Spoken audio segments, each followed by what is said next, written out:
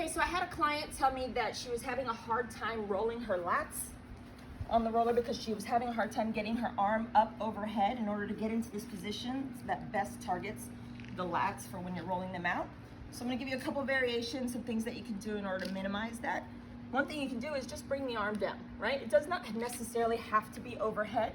You can just lay on the roller and go this way, little by little, as it starts loosening up or as the pain starts lessening, you can start bringing the arm up a little bit. And there's also very small movements. You don't need to be rocking and rolling and going crazy, right? Find a spot that means something and just hang out there for a little bit.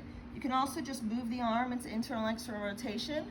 We're getting into the rotator cuff a little bit here. As we start getting a little more used to this, used to the pain, used to the pressure, we can start breaching the arm up over. Again, just a small little forward to back. You don't need to go crazy.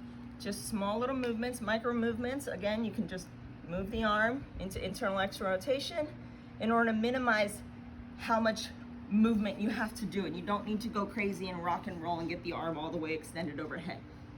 Another thing you can do in order to start creating some range so that that position is not as painful or as traumatic to you is just start on the wall. We can get a lacrosse ball, start between the shoulder blades, and then just start working around the shoulder and all the structures there, because rolling will start decreasing pain levels. And so then if we start at the wall and start working our way down all in the same session, we might be able to tolerate that a little bit better. So you just put that on the wall right behind you. Again, you don't need to rock and roll and go crazy. You can just apply a little bit of pressure and then move the arm instead of your body. So you move the arm up and down. I'm shoving back into the wall. I can turn a little bit. Again, move the arm up and down. It's right between my shoulder blades. If you want to get in here and kind of look right between there.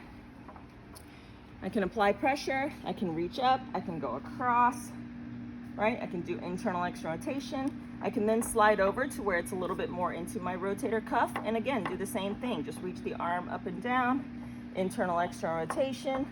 Just starting to apply those pressures, starting to loosen up structures so that the goal being we can comfortably do this on the floor without worrying about getting the arm overhead.